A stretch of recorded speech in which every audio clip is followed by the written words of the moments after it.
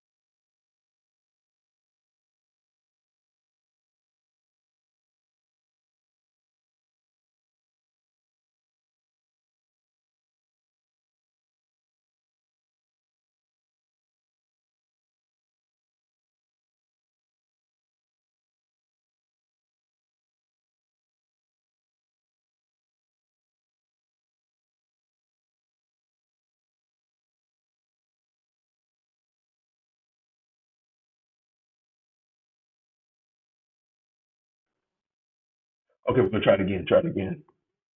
How am I looking? Does that sound better now? Let me know. Thank you so much to the mods. As you see, I am remote, and I don't know if I can be heard. Let me know. All right. Thank you so much. I appreciate y'all. All right. Thank you. All right. Ay, ay, ay. As you can see, I am remote. I am in a secret, undisclosed location because I got an email, reliable email from a very verifiable source high up in the ranks of the administration that they told me, y'all, that I needed to be at my in-laws' house for Thanksgiving. Otherwise, I'd be sleeping on the couch. There you go. There you go, man. There it is. That's it. That's what happened. That's where I'm at. That's why I'm here. I'm here.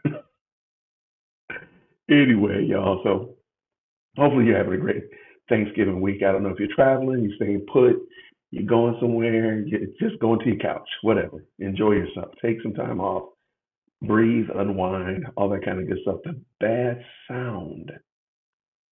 Uh-oh. I'm using my headphones. As you can see, ay, ay, ay.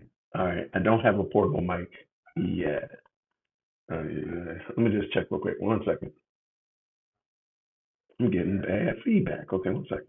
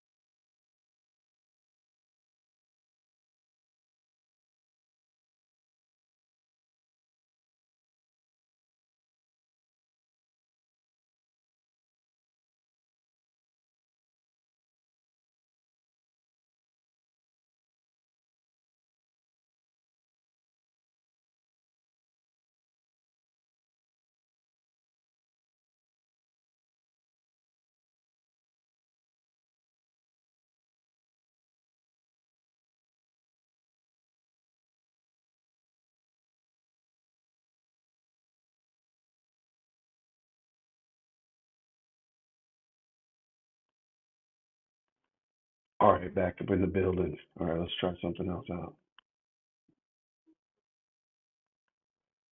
I'll try a different microphone. One second, one second.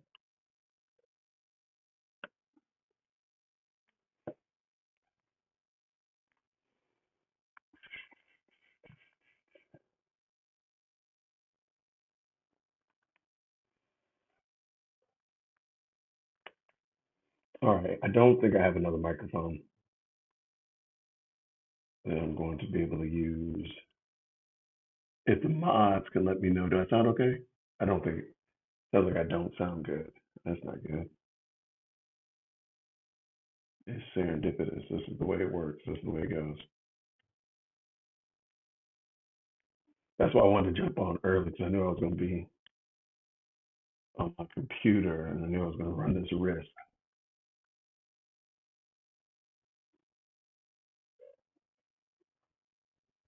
All right, let's see. I might have a alternative. Let me see real quick.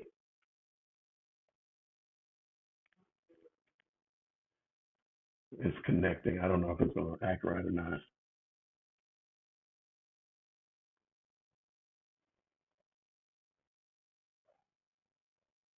I have a lot of windows open over here. This is craziness. All right, let's see.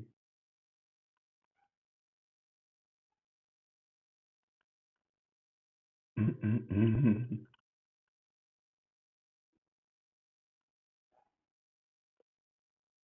All right, let's see if.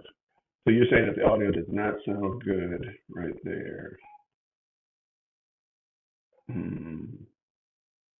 Yeah, it's not allowing me to connect this other headphone. Darn it. This other microphone.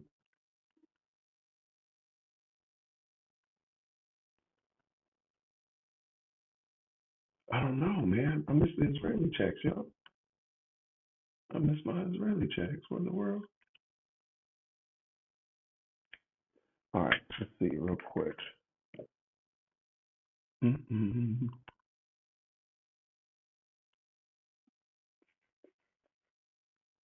I'm glad I jumped on early though, because this is exactly what I did not want to happen. All right, let's get this screen right.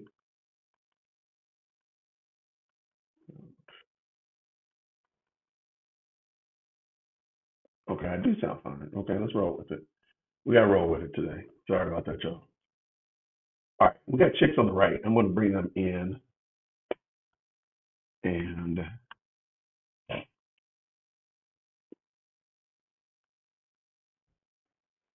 1 second. Yeah, I am not a remote. My hat's off to all remote podcasters who go out on the field and go out on the normal studio. I cannot do it. I am terrible at it because I just never do it. And I'm trying to get it together.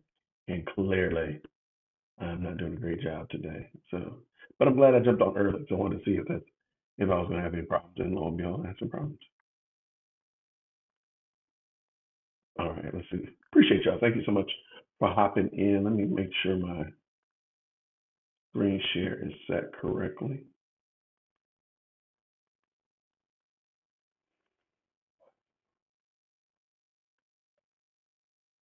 Let me drop this out of here 1 second.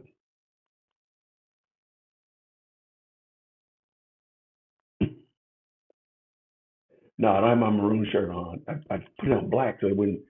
I was incognito today. I didn't want to see where I was.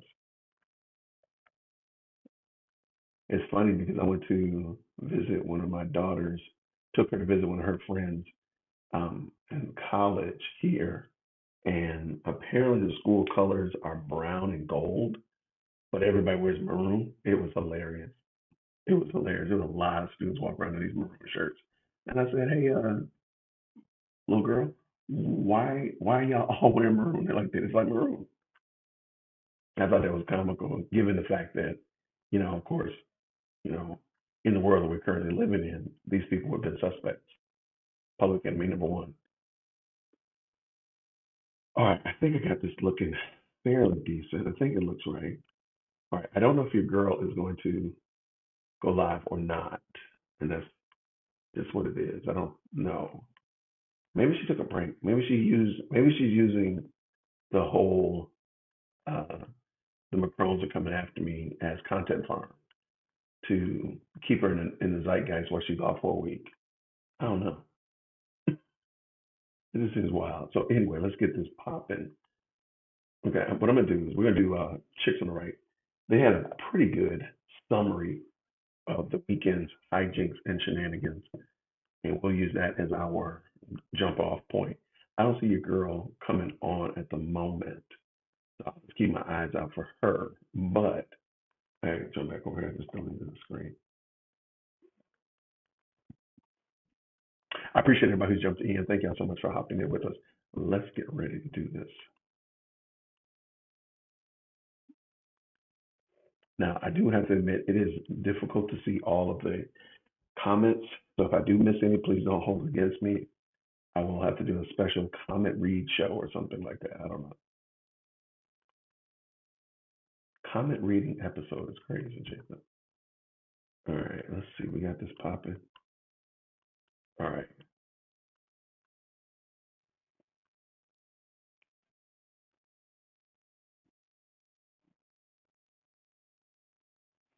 And of course, my laptop is running slow, right? Of course it would be, Jason.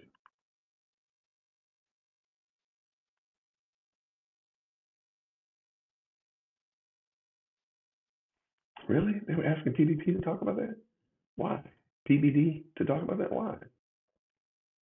People just want to talk about it. But there have been so I can't blame you because I'm talking about it. So let me get in my lane. Many things that she has flung onto the.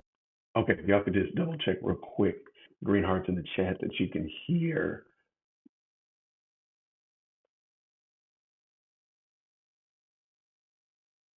All right. And they shouldn't. Oh, PBD did not mention her. Shout out to them. Okay, let's go ahead and look at the chicks on the right. Let's see what they got to talk about today. Let's go. Oh, green hearts in the chat when you can hear. Wall to implicate people closest to Charlie in his murder, that it is absolutely it's reached just insane levels. One of the things that she put out there was this whole idea that Rob McCoy, Pastor McCoy, whose son is Mikey, he told the story like 72 hours after Charlie's death. He told the story about how Mikey had called him immediately after Charlie was shot, immediately after he called Erica, obviously, saying there was blood everywhere, and his dad, in the heat of the moment and all the crazy, thought that meant he was covered with blood, that his own son, Mikey, was covered with blood. And that was not the case. And so Candace took that story and made it like, oh my God, this means that they're somehow responsible for or covering up.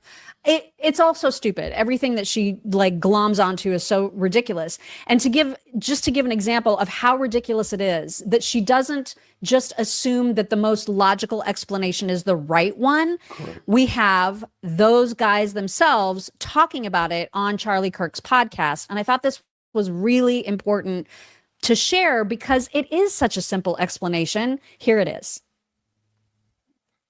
Great question from Rain, and it's kind of largely about the conspiracy theories, and and I think Blake, you said it well. It's like we have to give space for people to grieve. There is a trial coming up. We understand that sometimes when we don't speak on every topic, it creates a bit of a vacuum, and there is, just so you know, there's a reason for some of the silence on certain things and the choosing not to engage in certain things.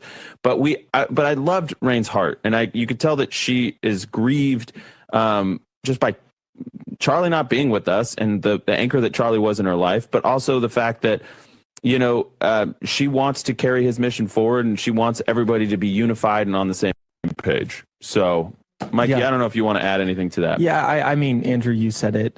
If there's silence on something, oftentimes people say, hey, real quick, I just want to make sure that you all can still hear correctly. If you can just give me a green heart in the chat. Has the audio improved, hopefully? Let me know. Let me know you can hear it better. Oftentimes people say, real quick, I just want to make sure that you all... I still feel like I hear an echo in my ear, but I'm just going to suffer through it. Thank y'all so much. Let's go. it's silent because it's true. No, that's not why. Like, there's so many accusations out there against so many people. Even one of them are like a sermon that my dad gave where he said that I had blood on me. And for the record, like, he gave that sermon. I called my dad moments after everything happened, and I was screaming. I was listening to that call. And Blake was next to me. I was screaming on the phone. I said, Charlie was shot in the neck, and he had blood all over him. He said, and I think he said there was a lot of blood. And I said, you need to call every pastor and pray for a miracle. And he thought, for some reason, that I said I had blood on me. So he gives a sermon 72 hours later where he addresses that conspiracy. Yeah, and he says that I had blood on me. Okay. I didn't see that sermon. And then about a month later, that was like trending all over social media. And I called my dad and I was like, did you actually say this? And he was like, yeah, I just found out it's not true. So like behind every single one of these are a human being. For an entire month, my dad had to live with nightmares every night that his son actually did have blood all over him. Didn't you say he got emotional when he found out? He got emotional when I was on the phone with him being like, that's not true. Why did you say that? No, he was so glad to hear it wasn't true. Yeah, like not everything is some grand scheme. And just because someone's not answering all of your questions when you want them to answer your questions does not mean it's I want to close the loop on this. I have one more thing. I think, but there's a lot of people are deeply affected by this. Yeah. And for some people, the temptation of something very emotionally upsetting is they want to frankly, sometimes there's a temptation to lash out. And I would remember that, I would encourage you to remember all of us love Charlie. All of us care deeply about Charlie.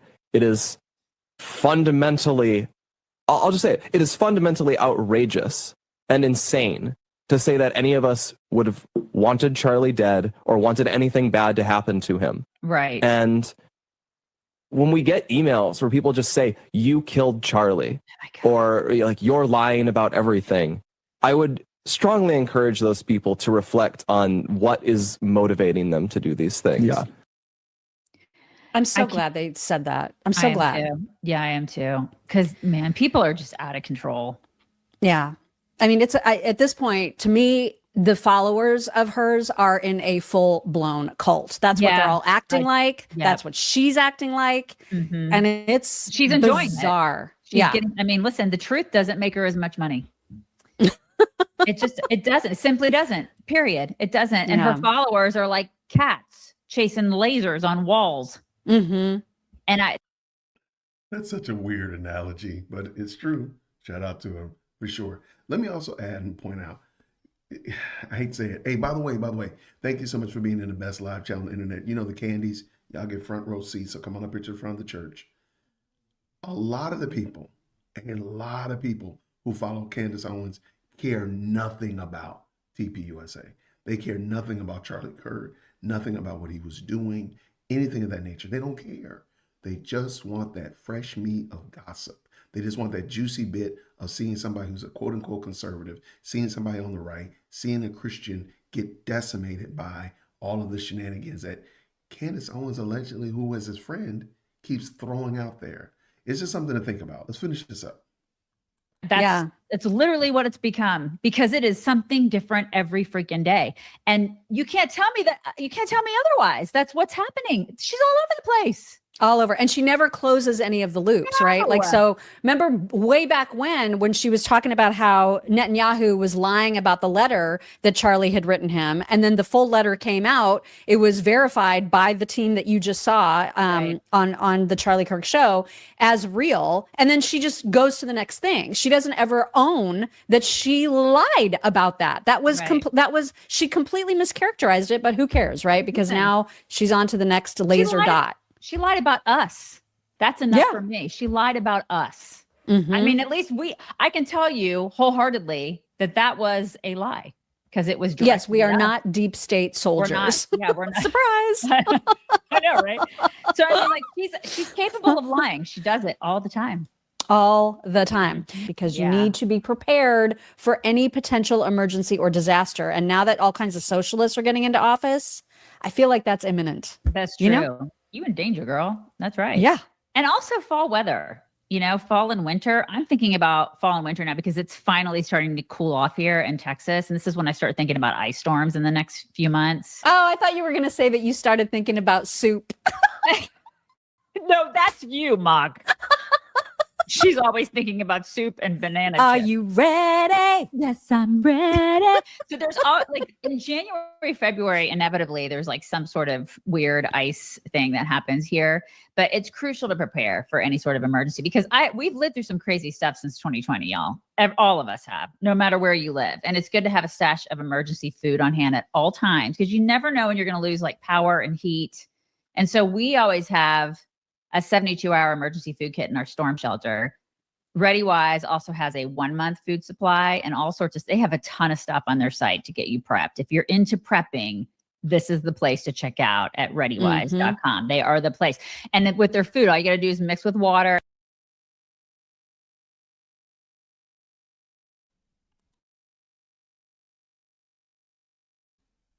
Sorry about that, y'all. It is super hard to speed past their commercial breaks for Chicks on the Right. So I apologize about that.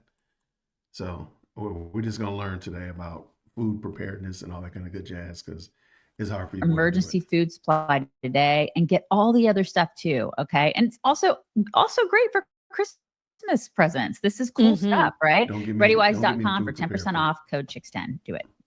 Now, I don't know if her latest, the latest threat on her life is a lie. I would not be surprised if a whole bunch of people would like to have, if it would be threatening her life at this point, because she is so awful.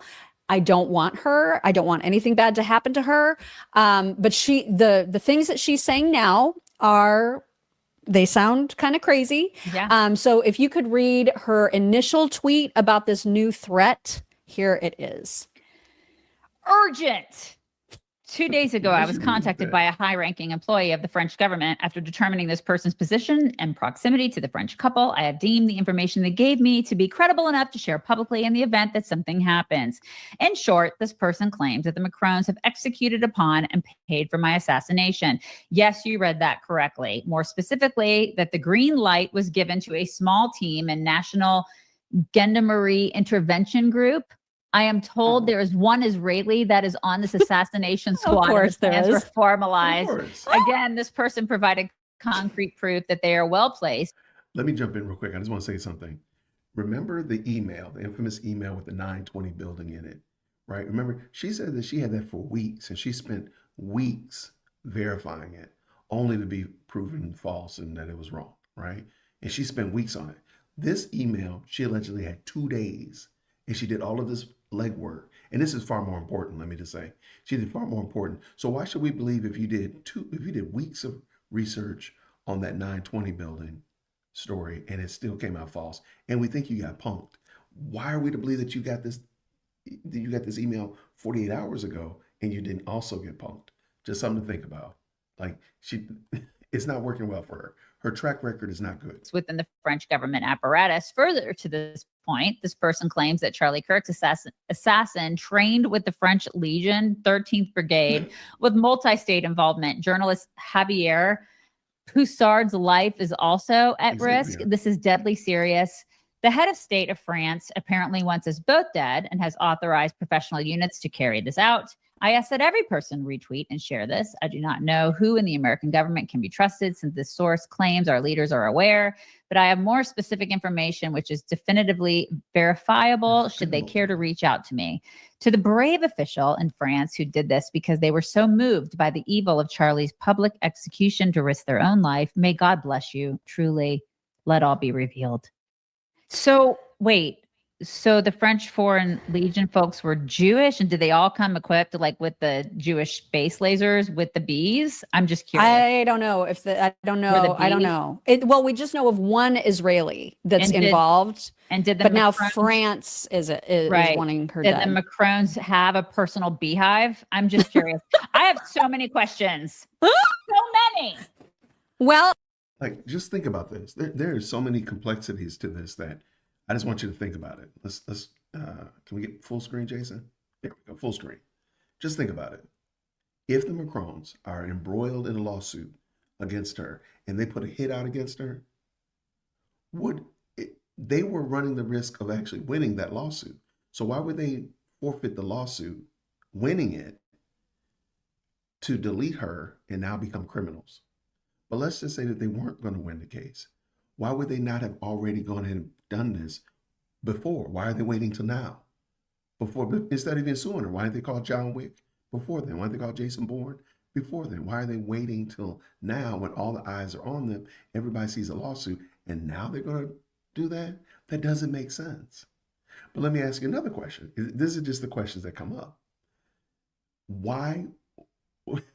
What are they supposed to, if we can trust nobody in the government, what are we supposed to do with this information? Who are we going to take it to? Fine, we'll give it to you. But what's that do? Nobody's going to do anything. You've told us that every one of the alphabet groups in the government are compromised. The French are compromised. The Egyptians are compromised. All these people are Israel is compromised. Everybody's compromised. So why are we actually going to be doing this? What's the purpose? Anyway, let's keep it going. Let's dance. There's 3 more tweets. Maybe there will be some clarity in them. Here is the next. Oh, wait. Before we go too far, shout out. Y'all, shout out. Shout out. We got Damon in the building. Yeah, Damon is the one. Damon cooked. He's the one that told me that we have to do a mass deletion of my channel. Shout out to Damon. Everybody give Damon a shout out. Go put some fire emojis for Damon up in the building. Shout out to you, man. Thank you so much for coming through, man. We appreciate you, brother. Grace and peace. Everybody, go ahead and put Damon in the chat. Let them know we appreciate him falling through. Notice that Candies get to come to the chat and they get treated well, man. They get love over here. Let's go. Bring it back in. Girls on the right. Let's go. Next one for your reading pleasure. Here you go.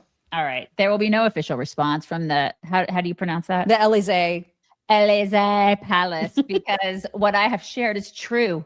And I have evidence to support my claim. I even have names. Okay. They're likely trying to figure out where the leak came from. We are talking about the murder of citizens for speech. Okay. Has she released the names? Has she? Don't be ridiculous. what was I thinking? I'm sorry. It's going to change your lives, you guys. It's gonna, everything's going to change. Everything's going to change. Please subscribe. Please subscribe. Here's number 3. Right. Payments for my assassin ran through the club Descent. Is that what it is? Descent. That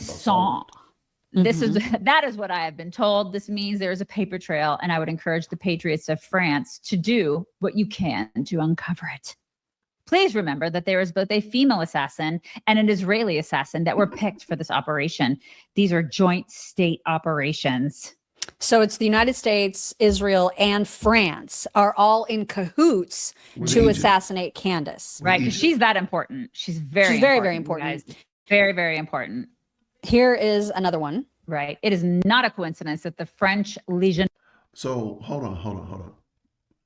So we've shifted our focus off of whoever put Charlie Kirk's head to bed to now who's attempting to, maybe possibly considering putting Candace as the bed. That's what we should be most concerned about. I got you. All right. Just want to make sure I got it right. Let's go. Were in the United States training with our Marines for 3 weeks. Of course they were. When those 3 weeks ended in California, another military training exercise began alongside civilians at Camp Riley in Minnesota. French Foreign Legionnaires were involved in Charlie Kirk's assassination. They were not the only ones, but they were involved. Then she released, you can go to her Instagram stories. She was on a rampage. I guess this was last night. And she said, I had begun to wonder if it were possible that actually Brigitte's lineage was German. As we know, as Americans, after World War II, the CIA began Operation Paperclip, where they gave new identifications to Nazi scientists and inserted them into our government. Therefore, it was at the very least a compelling theory that Brigitte's family could have actually been Nazi scientists. And that was the... Hold on, yeah. Hold on. Wait. Hold on. I gotta make a correction. Is Damon, hold on. Damon said, bro, I'm following you. That was a joke about how people are doing mass unfollow on TikToks.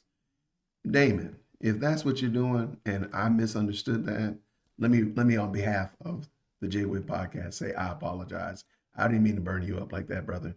I apologize. If that's what that brother is saying, that's what I get for reading it while I was in the car. That's what I get. There's no excuse. Okay, shout out. You know what, Damon? I admit I was wrong. If that's what it was, I apologize, brother. Then that is my fault. I take ownership of that. Take my hat off. I apologize, brother. There we go. Let it be known. Let it be said.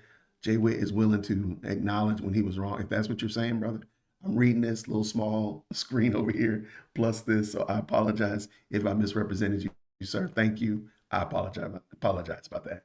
All right, let's keep this dance going. Let's go. Bring the girls on the right back over here. Bang. And we're ready. Let's go. Big state secret worth protecting. So just indulge me a little bit more because there's just a couple Okay. more that I'm indulging. I mean, We're indulging. just, Yeah. this is so freaking crazy. I would like to be clear again that I have not confirmed that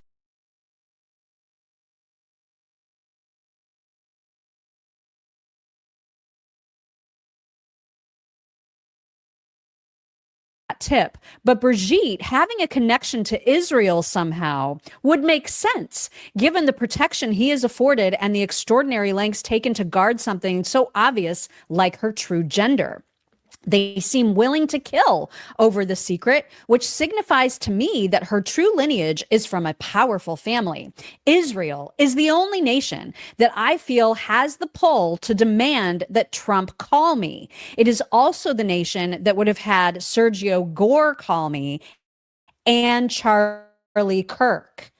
Anyway, wanted to share all of that publicly because with the French and Israeli assassination information, I am realizing that the story of Brigitte Macron, which I stumbled upon quite innocently, is about a lot more than a trans woman who groomed Emmanuel Macron. Wow. The batshittery, not the child. Wow. If you just take the time to think about it, just think about it. Following Candace's logic, anything is possible. Is that fair? Green hearts in the chat. If pretty much following Candace, pretty much anything is fair game. Is that fair? Because I mean, I was talking to a content creator this afternoon, and we said, you know what? We should literally just make a show where we just throw out theories. I saw that. I saw that too, Captain Jack. We should do a show where we just literally throw out theories. Because I have a theory that is, again, we need to bring back Alfred Hitchcock because we need him in our lives. Somebody put croissants in here. Y'all are wild. Y'all are wild. But just the idea, like you're literally just throwing something out there. You just said, it came to me, what if? No facts, no evidence. Like this is a microphone stand in my hand. Not, I'm thinking about a microphone stand. Like there's nothing concrete. You're literally just throwing it out there. Like you're just throwing something out there just to say whatever. And this is a great question. Mr. B says, what about George? Like, where's George? How's George getting away with? He can none of this. George has not stepped into the chat at all. That's some wild work. Let's finish this up. Girls on the right, chicks on the right, please forgive me. They're almost done. But I just thought like we could do a show literally just making up theories. And they have the same veracity. She literally went all the way back to the 60s to bring it all the way back to 2025 when Charlie Kirk was killed. So 65 years roughly. It was a 65 years in the making. That is crazy work. Let's get done. I just can't. Okay. Anyway, that's what's going on with Candace right now. Yeah. So just wanted to make everyone aware. The guy that is known as Older Millennial on all socials, you guys will recognize him right away. He responded to, I know, I do too. Mm-hmm. He responded to all of this from Candace as follows. Guys, look, we are watching a full-on mental breakdown in real time. So Candace Owens now says not only is the French government looking to assassinate her, but they're the ones who assassinated Charlie. Oh, and of course, she made sure to throw in an Israeli. So she claims that the French government has authorized the NGIG to assassinate her. And of course, there's one Israeli that's part of the assassination squad. Because what's a Candace Owens conspiracy theory without a Jew? Right. But guys, like, can somebody get her some help? Mm-hmm. Like, where's her husband? Where is he? So missing. Where is right? he? I mean, if you and I were out here spewing a bunch of stuff like that every day, I feel like at least one of our husbands would be like, "You okay? Are you okay? Are you all right? You all right? Come here. All right?" I mean, I know, it's so bizarre. I think Greg would go first. And then Ron would slip in there and be like, yeah, they'd talk together and they'd be like, what the hell is going on? What is going on with those two? I know it is. Listen, maybe France and Israel are. I got what y'all are saying. Locks and croissants is crazy work, y'all. Whoever said that, you are out of control. You are absolutely out of control. I just figured out what y'all were saying. You all are crazy. I love it. All right, chicks on the right. We're almost finished. In cahoots with the Trump administration to have her offed. I don't know, but just think it all sounds absolutely insane. And if you are following along, and you're buying into it, then I don't know where the bees fit. The Jew bees are probably somehow involved in that too. And the space lasers. Right. The Jews with the lasers.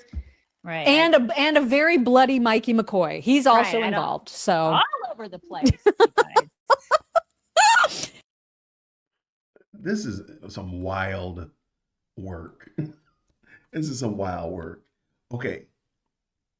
And like I said, I think I'm going to do a show where we just literally throw out theories. We just throw out hypotheses and just see what happens. Because it makes no sense. Like, how does her saying that she got an email from a known French person and with no evidence, she's not even giving you the email, she's not giving you their name or anything of that nature, the person's not coming out saying, I'm the French person that said this. Why does that get more veracity than if I just make up a theory right here out of whole cloth? Like, what about that? Well, what about that? Huh? I mean, who has, as many people say, follow the money. Who has benefited the most from Charlie Kirk's demise? I mean, categorically, I think you cannot say any, if it's not the first, it's definitely the second best, and that's Candace. I don't know who's benefited more. Tell me somebody who's benefited more tangibly than Candace Owens as it relates to Charlie Kirk's demise. I mean, remember, she was busy talking about some MK Ultra summer camp when Charlie Kirk passed away. And from there, look where she is now, where she's getting international death threats from the international spy network, the high table, and put a marker out on her. I can't think of anybody else. Like, who else has benefited more? So why is the idea that Candace did it or had him deleted not as viable as all this other stuff? The Egyptian planes and the bees and the 12 Israeli phones that were at UVU. Why is that more? Which, by the way, she never told us how she knows that there were 12 phones at UVU. And I looked it up. UVU is a pretty nice sized campus. The fact that they only had 12 Israeli phones at the campus is actually kind of interesting. Like, don't you have more international students than that? Why is that normal? I mean, why is that abnormal? Please forgive me. So, but back to my point. Why is any one of her theories, and this is for the Candies, so the Candies, I need you to come on up here to the front of the church. Why is anything like that? Why is her claims more viable, more tangible than anything else? Because I have some theories that I could throw out, and here's one I'm going to throw out for you. Consider this. I need editor Jason to insert some Twilight Zone music or insert some Alfred Hitchcock music. I really miss Alfred Hitchcock. I really do. Okay, think about it like this. George Farmer marries this woman, and let's just say George Farmer is really in love with Candace. He really loves Candace, but he realizes that Candace, his wife, is infatuated. She is lost to Charlie Kirk. She really, because I think we all can agree, she has some kind of affection toward Charlie Kirk. And her husband's like, what about me? What about me? And all she does is, thinking about Charlie, talking about Charlie, talking about Charlie. And so he's like, look, I'm giving you these kids. You got this wonderful family. You got this great lifestyle. And all she's talking about is Charlie, Charlie, Charlie. And so he says, man, his love and affection toward her shifted. And what if his love and affection toward her actually became hatred toward his wife and said, I got one better for you. I'm going to put him away and watch you go into madness trying to, and go into, so George Farmer had Charlie Kirk deleted. And because his wife was infatuated with Charlie Kirk, she was in love with Charlie Kirk and she would not let it go. And he's like, look, you got a whole husband. Okay, fine. You don't want me. You can't have him either. And he deleted her. He has the money. He has the opportunities. He has the means. Why couldn't he? And he could probably spin this crazy story that we're hearing with all this other foolishness. Why is that not viable? Why is George Farmer not a possible one? We could talk for 2 days about why she got fired from TPUSA, Daily Wire, and PragerU? I think that's a good question. Notice that she can't stay in a job more than 2.5 years. Don't tell nobody. But hey, that's my Twilight Zone question. Is it possible that her husband, or is it possible that her own husband is the one who did this, because she would not let it go? She just kept glomming on Charlie, Charlie, Charlie. The world revolves around Charlie. He's like, what about me? I'm your husband. I got one better for you. We're gonna put his head to bed. And he deleted him. Now, of course, you would say, I'm sure you're probably saying, Jason, that's crazy. That doesn't make any sense. Well, then, why do I've given you just as much proof as Candace has given for any of her theories. Name a theory that she's had that she's given you more proof than what I just did. At least I told you I'm making it up. At least I'm telling you. At least. And now, since we already determined Candace has benefited the most from Charlie Kirk's passing, why is it that she didn't delete him? Like, okay, let's take George off the table at all. The whole story about George, let's put it up to the side. Why is it that Candace didn't delete him? Tell me why she did not delete him, thinking that she would be tapped to come in and become the CEO.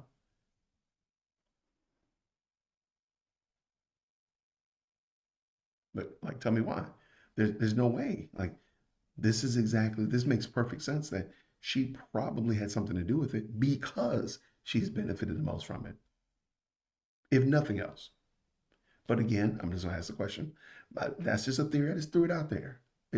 I don't think that it really happened like that. I think we know who really did kill Charlie Kirk, and we know why he killed Charlie Kirk.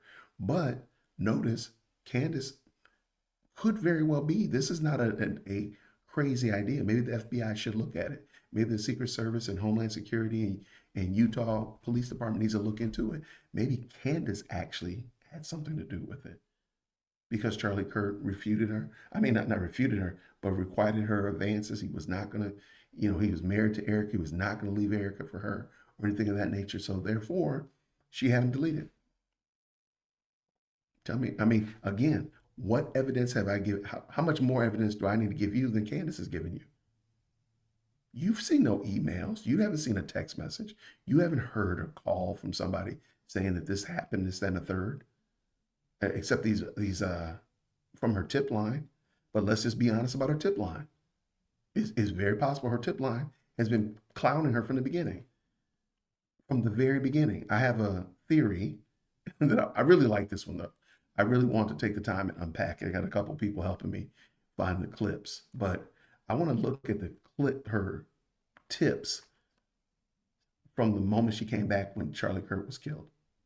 If you look at the clip, if you just go back and if you want to kind of beat me to the punch, there's something interesting about the tips and comments that she was getting immediately following Charlie Kirk's deletion all the way up to today. They are very, very interesting. So I'm working on a theory about that, but I think her tip line has been the real MVP of this whole thing, because really, truly, I think the tip line has been driving this whole, the tip line has been driving this narrative. And I'll just throw it out here like this. The tip line is the ones that have thrown her bones, that have carried her in certain directions. The military commentary that she gives comes from a tip. And so once the tip line says it out there, throws it out there, that's when she starts running after it. Or she throws out something else, she runs after that. So again, I have a theory.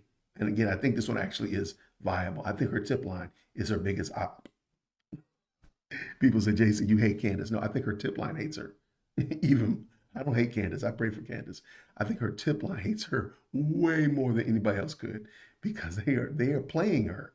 Her tip line has been playing her from the beginning. And that's my assessment. Now, sure, there are definitely people in her tip line that want the best for Candace, that believe in Candace, blah, blah, blah, blah, blah, blah. But there's a lot of tips in there that are just, I'm sorry, she seems to find them. And if you listen, a lot of her tips are, if you just listen to them objectively and say, why is that?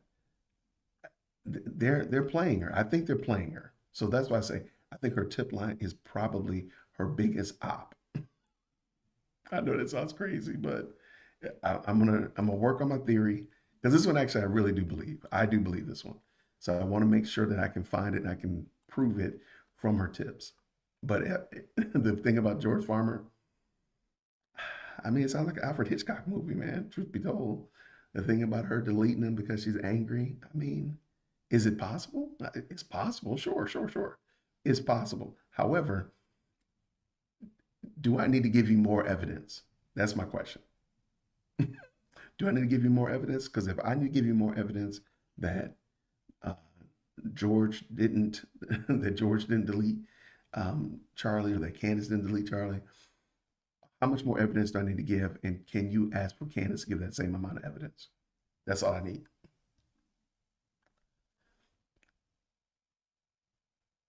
Oh man. I don't think she has a show today. I'm looking on her chat, not on her chat. I'm looking on her channel, and I don't see one starting. So I do have another video I do want to talk about then real quick, and we won't be super long. As you can see, I'm in a non-disclosed bunker because I got a call. And by the way, shout out to the best live chat on the internet. There's 600 and some odd, almost 660 of y'all in here, and just letting you know that I did get a email this weekend, and it was from a high-ranking member of the administration, and they told me that I needed to be in my in-laws' house, so I was going to sleep on the couch. So therefore, I'm in a non-disclosed secret bunker outside of my normal haunt, at least till Friday. So, pray for your boy, because that's the email I got. That's the phone call I got. I had to be here. So that's it, man. So that's it. I'm in a non-disclosed bunker. It's a pretty nice bunker. I like it. Nice Christmas tree right there. Shout out to my in-laws. I love them. You don't know, but you know? Absolutely. I don't know, but I know. George is not off the table when it comes to her madness and not stopping it. I mean, that is kind of interesting. Why is her husband not telling her to stop? Even if she's right, even if she's dead on the money, why would he not say, hold on, wait. They're threatening my wife. Maybe my wife needs to calm down a little bit. Now, here we go. Again, just throwing out a theory real quick while I'm pulling out of the video. Why is it that she was able this weekend to capture the whole trending on Instagram and on Twitter and so forth, and then is not on today? Did that not intrigue you at all? Does it not seem like she might have done that just to remain relevant while she was not on this week? Just something to think about. Just something to think about. Like, why go out there and scorch the earth and say, oh, they're trying to have me deleted, which is crazy work. Like, they're trying to have you deleted, and you just throw it out there again and know that people are going to think that, or rather be expecting evidence. They're going to want some kind of proof. Like, where's this? How do we know this actually happened? Especially now that we've seen so many instances where we don't know that it really did happen. Why would she do that on Friday and then just hop and not be here? That's just wild work. I mean, on Saturday and then not be here. Is it because she just wanted to garner some attention over the weekend? Just something to think about. Now, Tim, what did Tim say? Y'all want to check out Tim Pool? Tim Pool roasted her. Let's see what Tim had to say. Hold on, because I didn't see this one. Somebody sent this to me. Shout out to the best live chat on the internet. Tim Pool had something to say about Candace. So let's bring that in. Make sure we have it ready. All right, let's bring this in. And if she's not in, then we're going to go ahead and I think we're ready to go here. Green Hearts. I don't know how she does it, but boy, does Candace Owens get a lot. All right, let's bring this in, Jason. Let's go. All right, let's go. A lot of attention. It could just be that she says things that sound absolutely insane, but I would warn all of you. While certainly she has said things that people think are absolutely insane, she's brought the receipts on many of these claims, and even journalist Yashar Ali, a more liberal guy, is warning people over these latest statements. Candace tends to set people up. So she's going to say something that sounds nuts, then wait. You guys will come out and be like, she must be crazy. That way she can come out and say, aha. It's one of the strategies it employs, either intentionally or otherwise, but it works. And I think she knows what she's doing. You don't get to have a show as big as hers or be as successful as her on accident. The people that argue that Trump is a moron, morons. I don't get it. They're like, oh, these rich people are so dumb. Elon, he's so dumb. No, they're not. They're clearly better at making predictions than you.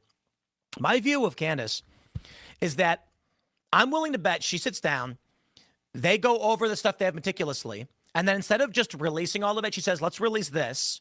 Then all of the naysayers and all of the people who hate me are going to come out and make claims. Then we drop part 2, which proves them all wrong. More important than this story is I'm talking about her claim. Recently, she said a tipster gave her an address. It turns out this address that according to the tipster is where the government is deploying vehicles and there's like planes flying around. It's her own lawyer's address. It's the address of her law firm that represents her. And everyone's roasting her right now. But as I pointed out, Yashar Ali is telling everybody, you best be careful because she's bringing the receipts. They're very well may be government agencies working out of the same building as her lawyer. Let me jump in on this because I want to talk about this. Thank you, Tim. I appreciate Tim for that. And thank you so much. Did I just miss it? Thank you so much, Patricia, for the $5 super. She says this. She won't be on today because she made up some lies. Made up some, I can't say it. And she won't be able to get out of it. Hopefully she would be on the next live. You know what? I hope that she just goes in and chill out. Just stop. Okay, here's something I want you to think about as it relates to the Candace's narrative. Candace is a very, and thank you again for that very kind $5 super. If you, again, go back to the beginning of the Charlie Kirk saga, Candace transitions about every 2 weeks. She moves into a different speed, a different gear, whatever you want to say, a different conspiracy, whatever, right? We started out with the Tyler Robinson didn't do it, and we were chasing after the valves. That's when the bees came in, all that kind of stuff, like the communist bee farm, all that kind of stuff like that. Then we transitioned and we started following after the Egyptian planes. Please remember that the Egyptian plane narrative, the military plane narrative, came from her tip line. That's why I say her tip line is her biggest op. But let's continue. And then she went from the planes to now, she was chasing after the planes for about 2 weeks or so, kind of stalled out a little bit. And then she got this great email that kind of carried it forward, which was the 920 email. So if you just follow like every 2 weeks or so, she kind of shifts gears. Okay, here's my theory. Just throw it out there again. I do think that she's making all this up. So my theory from my bias is that she's lying. She's making this up. Now, the reason I say that is because I don't think she ever intended to get caught in the 920 building lie. I think she wanted to keep that 920 building, the secret organizations, the government is working together, going for another 2 weeks. And then going into the Christmas holiday, or getting ready after Thanksgiving, going to the Christmas holiday season, then she was going to drop yet another shenanigans and end the year with they're trying to delete me. So this got somehow or another, by hook or crook, by God's providence, the light was shined on that 920 email and completely messed up what she was going to do. Totally messed it up.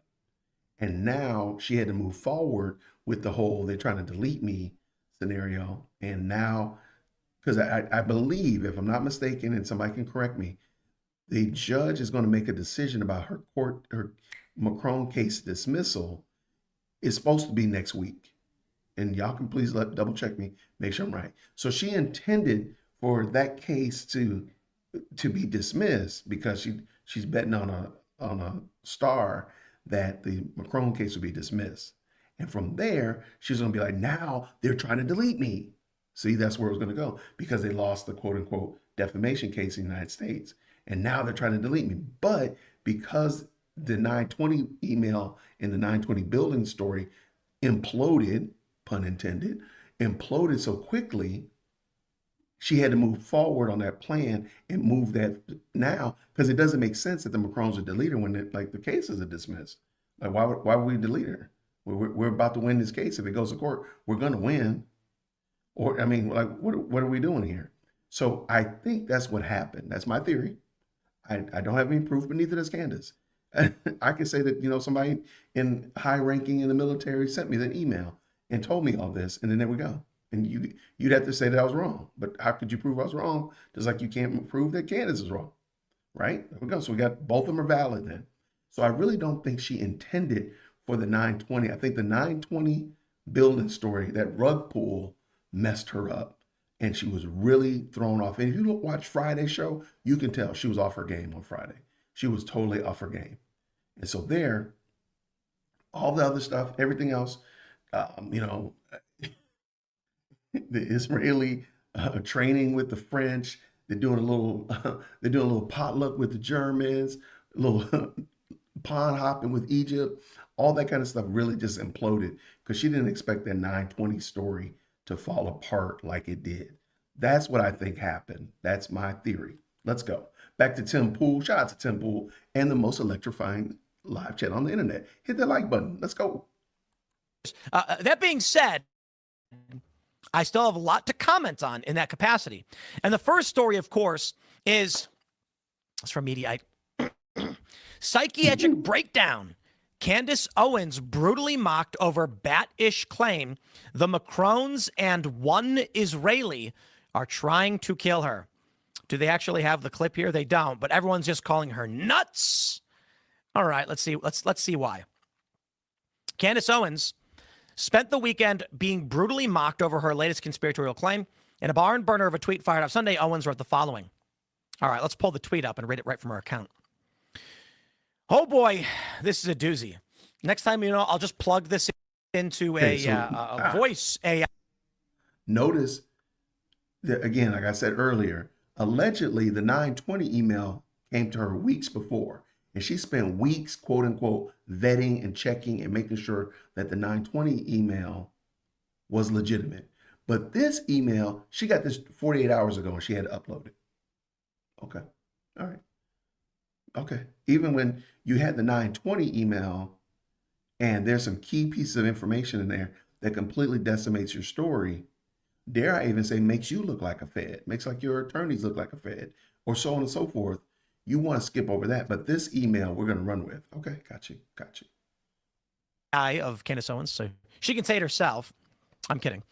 2 days ago, I was contacted by a high-ranking employee of the French government. After determining the person's position in proximity to the French couple, I have deemed the information they gave me to be credible enough to share publicly in the event that something happens. In short, this person claims the Macrons have executed upon and paid for my assassination. Yes, you heard that correctly. More specifically, that the green light was given to a small team of National Gendarmerie Intervention Group. I am told there is one Israeli that is on this assassination squad and the plans were formalized.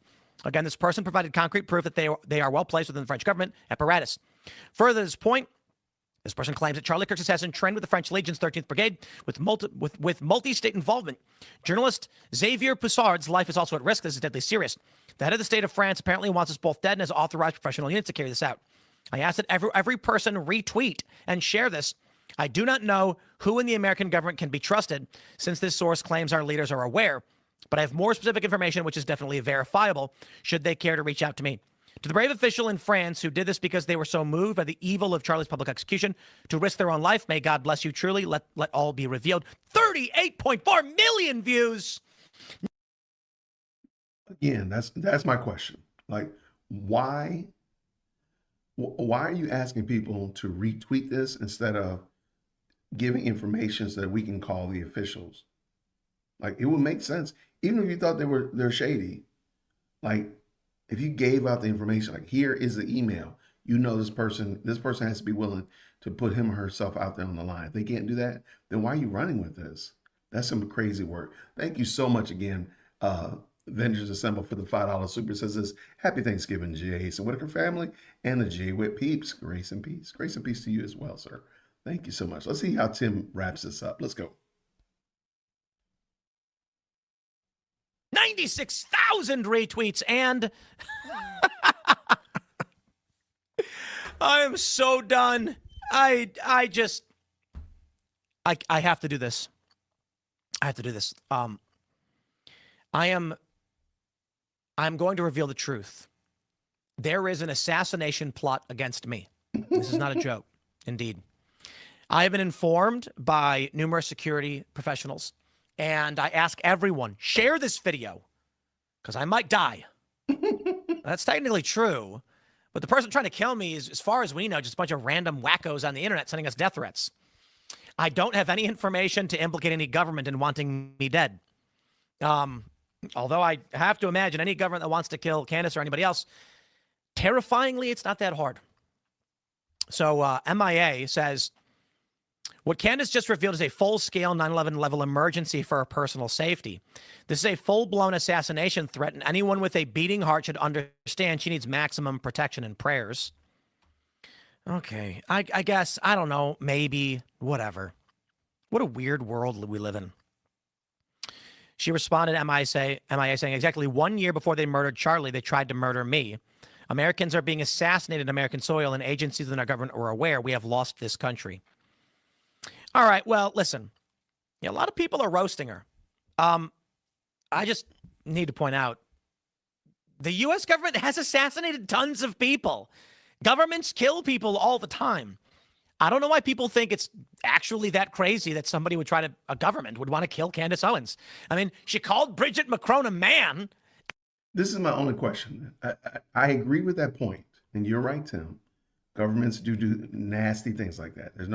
Nobody's disagreeing with that. But they've already had the opportunity to. They could have done that. Why now? Why would you delete your biggest op when you're about to win the court case, or at least put them in a trick bag of they're going to have to go to court? Why do that now? Like, why?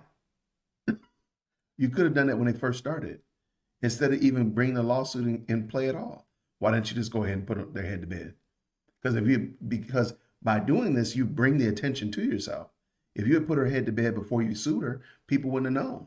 They would have been like, oh, okay, Candace just had a heart attack, just fell asleep at the wheel. There you go. Just, decided to swim with some concrete flippers on. You know what I'm saying? But no, you wait till everybody's eyes are on you, and now you go ahead.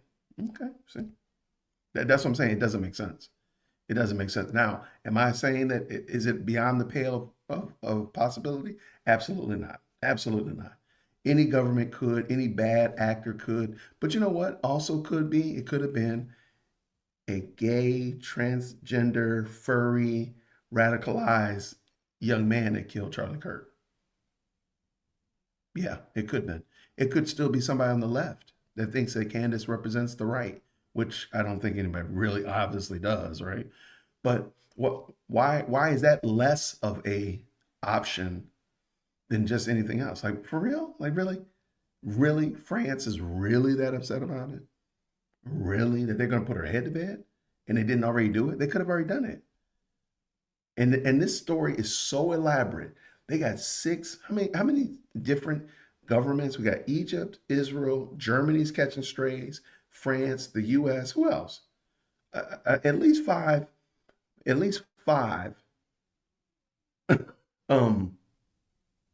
governments, right? 5 nation states, 5 different governmental entities have put together this elaborate plan that some Jim Bob who watches Candace Owens can find it and email it to her. Really? Okay. All right. Okay. Or just maybe she completely made it up. She completely made it up out of whole cloth, spinning yarn, whatever term you want to use. Like that's possible as well, right? As long as we just say, hey, everything's on the table, put it all on the table, and we'll get rid of each one of them as we see it fit. But we have to be honest. I'm a college student looking at me. I'm in an undisclosed bunker. Don't be looking at me. Anyway, like how's she raiding the nondescript bunker? Leave me alone.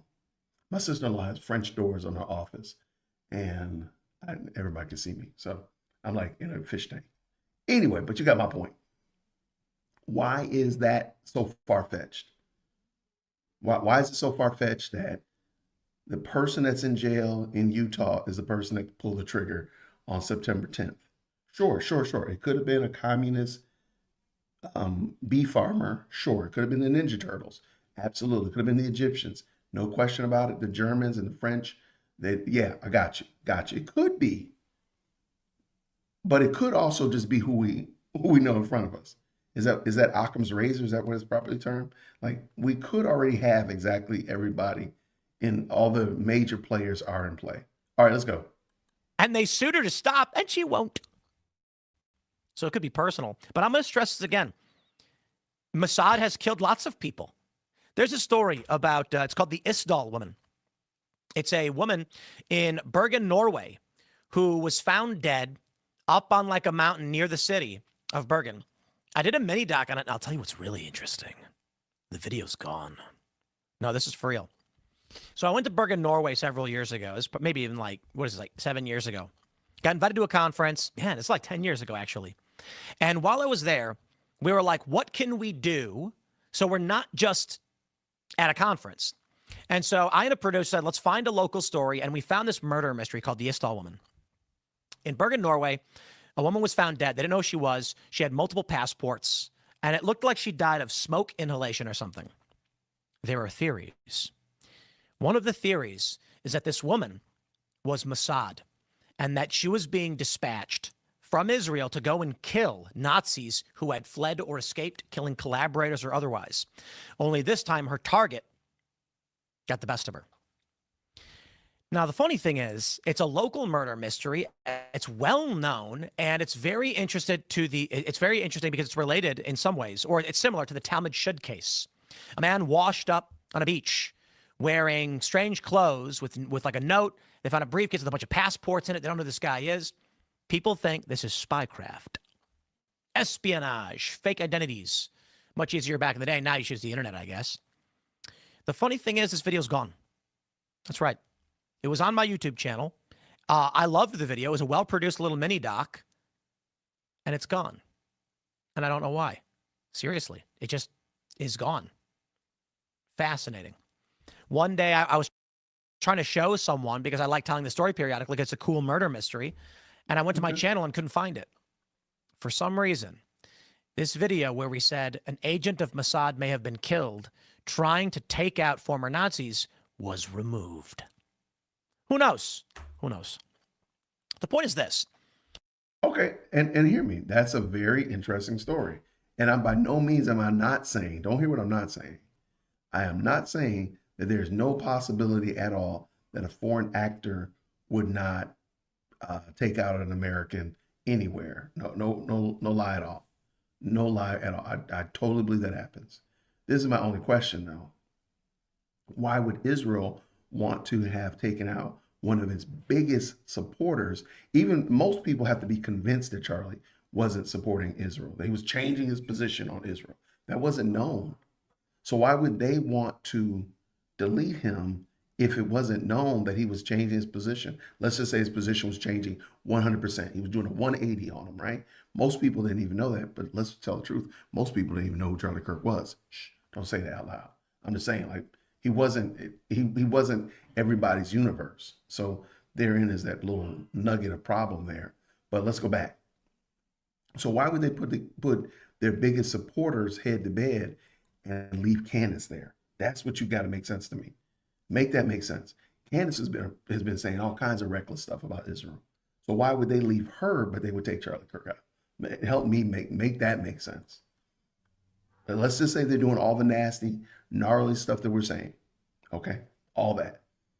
Then why is Candace still floating around here? Why is Tucker Carlson still floating around here? Nick Fuentes, Sneeko, Myron Gaines, all of them are here, but Charlie Kirk isn't. Okay. It makes, okay. I get, okay. I'm just saying. Shout out to the 854 y'all in the best live channel on the internet. I'm just saying. Why does she get to stay? Why do they get to stay, but Charlie Kirk doesn't? Now, or could it be crazy thought that it was a gay, transgender, furry, radicalized leftist that put Charlie Kirk's head to bed? Just saying. Let's go. These stories very much exist. And I don't know why anyone would be like, this is lacking credibility. Dude, there are a lot of reasons people would want to kill Candace Owens. Listen, when you roast her because you think she says crazy things, but she's saying it to a massive audience with one of the biggest podcasts in the world, that is a threat to those who are trying to control narratives and those who have no problem killing. So you know what they do? Car accident. That, you know, for someone like Candace, it wouldn't be a mugging, too obvious. Car accidents, really, nothing you can do about it. People get into car accidents all the time. Now, the challenge, of course, is, you know, how lethal is it going to be? Plane crashes? Does she fly? The point is this. There's this great video from a security video talking about if somebody wants to break in, they're going to. It's only a matter of time.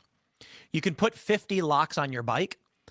The only issue is how badly does someone want your bike? That's it. Because if they want it, they're getting it, no matter how many locks you put on it. If somebody wants Candace Owens dead, this tweet is not going to do anything. She is being mocked because of it, and that's probably making it worse for her. If something happens now, I tell you this. The strategy here would be to make Candace Owens seem crazy so that if she does lose her life in some way, you tie it to what people are going to argue to be paranoia. That is to say, and I say this only because I think what she's saying should be taken seriously. I don't know if Israel and France really want to kill her, but there are a lot of people that. So let me push back. Let me push back. I don't think you should, again, I've said this before, the scriptures, God's word, the Bible teaches us, you don't take the word of just one witness. It says out of the mouth of 2 or 3 witnesses, let every word be established. The first one to give his case seems right until he is examined. We need more evidence. So I understand what Tim is saying. I don't think Tim is total wackadoodle in that regard. The problem is Tim should be asking Candace for more evidence. What is the proof of this? If it's this dire, if she's literally going to go outside, her car is going to explode, somebody done stole her bike or whatever, right? Anything of that nature, then give us all the proof right now. Give us all the proof right now. Put all the chips out there and challenge the narrative.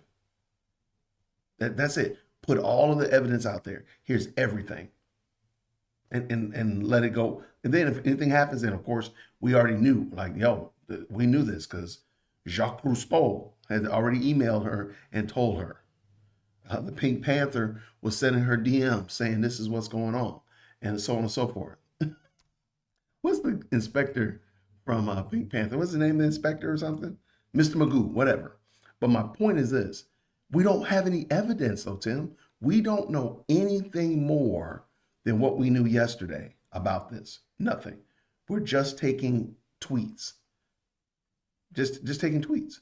And you know what would ruin her life is if Elon Musk got out and either A, revealed all, everybody's DMs get just like Elon Musk right now has made it available so we can all see where the accounts are coming from, and it is just completely flipped things on its head.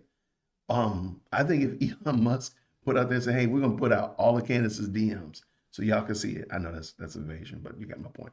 That would completely decimate the story. So that's what, Tim, I think we don't have any reason to believe it. And I'm not going to go and say, hey, it's credible, because we have nothing credible to go by. We have her word, and that's it. We got Inspector Gadget. That's so funny. Hey, by the way, thank you so much, Bronx Girl. It could be possible someone in ranking to add fuel to the Macron lawsuit. This is something that can be added to the suit. This is interesting that you brought that up. Thank you for bringing that up, and I forgot to mention that. I noticed that each time the Macron case is getting closer to some kind of finality or some kind of major milestone, if you will, something happens like this. Remember with the whole amended complaint, because she was talking all reckless about the Macrons after the lawsuit, and then they waited till the last minute, and then they rolled out an amended complaint. They pushed back the time frame even more. I'm wondering, and I've just been looking, I haven't found anything yet, what is supposed to be happening now in the Macron case. Like I said, the judge is supposed to rule on the dismissal next week, I believe. If I'm mistaken, please correct me in the chat or email me. But so that would be the big, the big evidence, if you will, of what's happening next would be the decision about whether or not this case is going to be dismissed and whatever that is. So then this will derail that. So I notice that every time that happens, every time we get close to that happens. So thank you so much, Bronx Girl, for the $10 super. And thank you so much, Rich, with the 5 as well. Says this: do you think Trump was told about the Macron stuff? He was wearing a maroon scarf. I saw the maroon scarf. I don't know what that was about. I don't know what that was about. You know what? That would be funny. Trump is a troll. Trump does like to troll people. He got that Trump. He got the troll game is kind of strong with 47. I wouldn't be surprised. I don't think that's what happened. If you show me proof, if you show me evidence of Trump just trolling her, I wouldn't be surprised. That's what I'm saying. Don't send me any AI foolishness though. Wait, Josh. And Jay Lynn says this: all candy crazy aside, may you have peace and thankful hearts this Thanksgiving. Amen. Thank you so much. I appreciate it. Thank you very much for the supers. Let's get back with Tim. What's Tim saying? Tim, what you got? And with this post, I'd say this. Everybody coming out saying among the French assassins is at least one Jew. People are calling her bat-ish. The issue is, how will you be perceived and how can this be weaponized against you? What likely will happen now, if someone really did want to kill her, in the event they do, they will make it look like an accident of her paranoia. That's it. She slipped and fell down a hill running from some lady, and that lady, who could be a plant, would be like, she screamed Jew and ran, slipped, fell down a hill, and died. And then people are going to be like, yeah, because she was nuts, right? The point is, destroy your character before they destroy you. I got to push back on Tim. And again, just look at historically other people who follow the path that Candace is on. Kanye West. I mean, he had some other problems, and maybe they got him another way, but they didn't put his head to bed. Again, I listed at least 5 other people that are just as vehement, if not worse, than Candace Owens. They just don't have as big a platform, and they're still here. So I would be much more prone to say, man, something's going on with Candace, and she really needs to watch her 6. Be on the lookout, keep her head on swivel. If she gave us more evidence, if it's that important, give us all the evidence. If you don't think that the law enforcement is going to do it, post it all. Just put everything out there and let everybody see it. And then if something happens to you, we already knew. Oh, you said it was going to be this person, and this person's name is listed here, and something happened to you, and now we know. But not telling everybody and not sharing it, and then you get your head put to bed, doesn't help anybody. Because then we're just going to be like, what happened to Candace? I don't know. But if you put it out there, I think that's the best way to get it. All right, let's go. Finish this up, Jason. Now, I want to get to this other function of the story. We, of course, have this.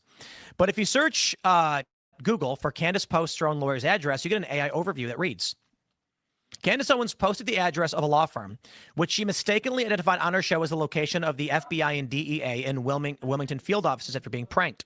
The law firm in question is located at this address. During a live broadcast of her show, Owens read an address provided by a caller she believed to be a legitimate source, claiming it was a federal building being raided by law enforcement. The mistake, the address she shared publicly was in fact the corporate headquarters of her own law firm. That being said, Yashar Ali points out, well, he says, Candace is no doubt deranged, but I've cautioned before. Let me pick a fight real quick. Because then a lot of people say, well, it's not technically her law firm. Her lawyer is Noah. And Noah, in order to work in Delaware, had to sign on with a particular law firm. And that's a law firm that Noah signed on to. No argument for me. That is correct. You are 100% correct. That is true. This is my only problem. Remember, Candace told y'all that she researched this for weeks, and she didn't happen to run this up the flagpole and ask her lawyer about it. Just didn't happen to mention that at all. Didn't know it at all. These are the people that are defending you from something in excess of a $50 million lawsuit. You don't know their names. So you didn't know you were working, that your lawyer, Noah, was working with 123 Law Firm in Wilmington, Delaware. But you did the research and vetted it. Remember that. That's what you told us. And for the people that were saying that the building isn't the FBI's building, Candace said it was the FBI's office. So if we're wrong, we were only quoting your Lord and Savior, Candace Owens. I didn't make it up. She said it. And if you need the clip, let me know. I'll drop the clip for you. She's the one saying it's the FBI's building. So if it's not the FBI's building anymore, whose fault is that? Why is that our fault? She's the one that said it. Go back and listen to it. It's 6 minutes of gloriousness. And she's the one that did that. We didn't do it. She did. I just want to put that out there. I don't want to cause too much of a stop, but I just want to point that out. This is not something that we came up with. She came up with it. Somebody just said, Jews are bad, but Jew lawyers are okay. Shout out. I mean, you're not lying. Thank you again. Thank you real quick. Captain Jack says this. Candace would rather climb a tree and tell a lie than stand on the ground and tell the truth. Just saying. I agree. And a precarious tree at that. Like, why climb all the way up there for that? Thank you so much for the $10 super. All right, let's keep this going. What's up with Tim Pool? For her, your post better be bulletproof because she will weaponize your post to lock in her current fan base and recruit people who are on the cusp. This is a very, very large building. And yes, the Office of the Attorneys who represent her on a matter is in this building, but U.S. government offices have been in the building before. It's not to say her deranged conspiracies are accurate, but this isn't some standalone office building. Well, like I said, someone emailed us and we took our time vetting this tip. We vetted it across multiple government agencies and to really the highest levels of government. So this is legit. I've printed it out and I'm going to read around some parts, removing some parts to provide this individual, who, by the way, I have no idea who this is, but to give him and her even some more coverage. They're taking a tremendous risk. So real quick. So shout out to Milk Bar TV. I'll try to make sure I leave that link down in the description as well as Tim Pool and Chicks on the Right. So she's about to read it. You tell me, green hearts in the chat, when you hear her say FBI, DEA, U.S. Secret Service, you put them in the chat when you hear it.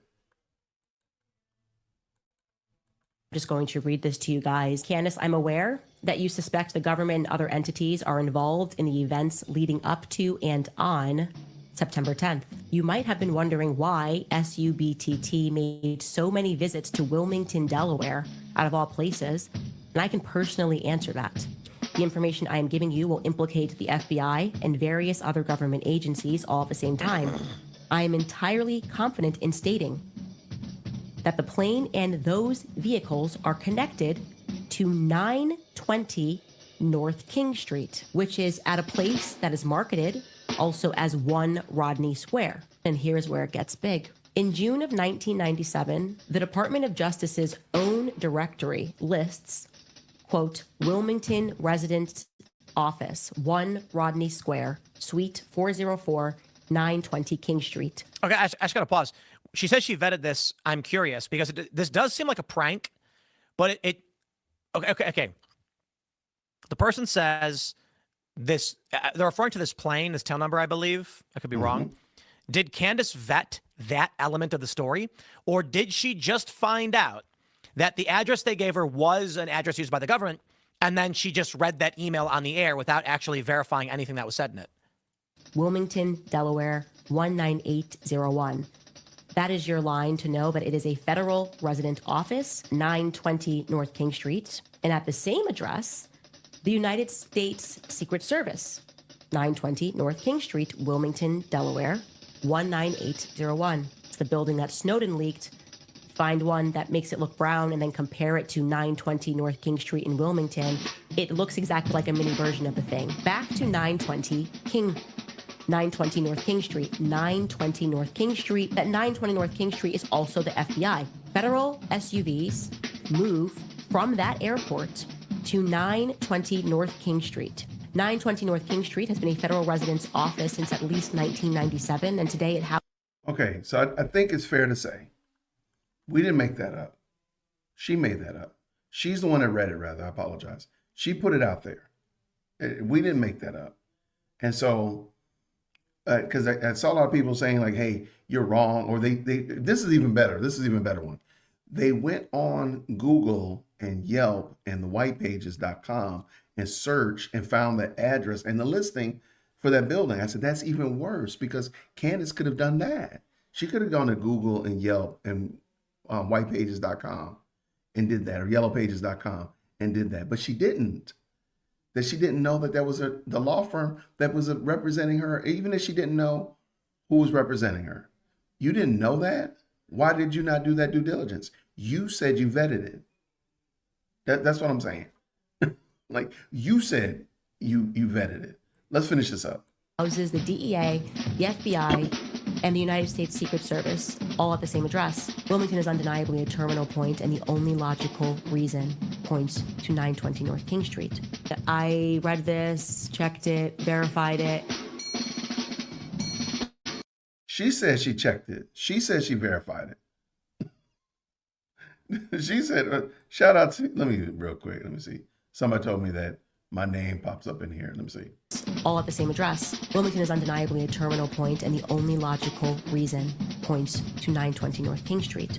I read this, checked it, verified it.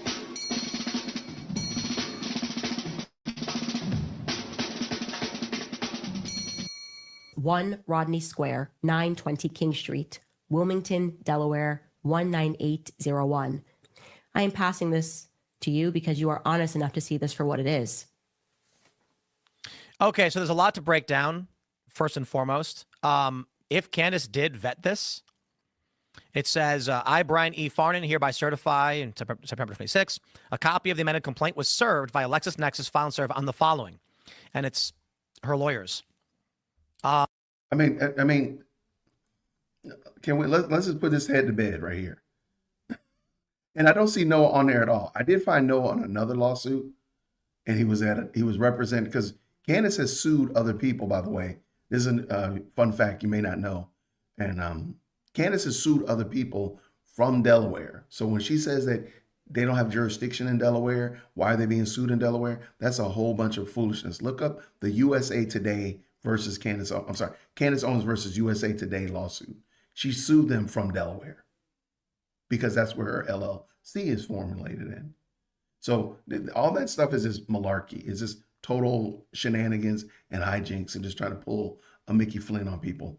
So let's move on from there. But so Noah is not on this suit, but he does represent, I mean, he's representing her, but this is the law firm that's there. Why did you not do your due diligence, Candace? But let's just keep it 100. The whole story is kind of stupid. The whole story about the jets and the planes, and the plane is following the other plane and this and other, that's actually kind of stupid. Like, in honesty, you got us over here arguing about this, and you're looking dumb doing it, when we need to be talking about this over here, which is the real issue at hand. Just something to think about. Let's get done. Tim Pool's almost finished. Wait, but I need to pull them in. Bada boom, bada bing. Let's go. Come on, guys. Let's be real. Why didn't Candace point out that her lawyers are in that building? Candace could have said, this is interesting that we got this email about feds in this building because the DEA, the FBI, the Secret Service have been in this building, and SUVs do travel there. And that's where my lawyers are. Could you imagine if she added that? If she said, this particularly worried us because the individual in question pointed out correctly that this office is being used and has been used by feds. And it's also the same address of our lawyers.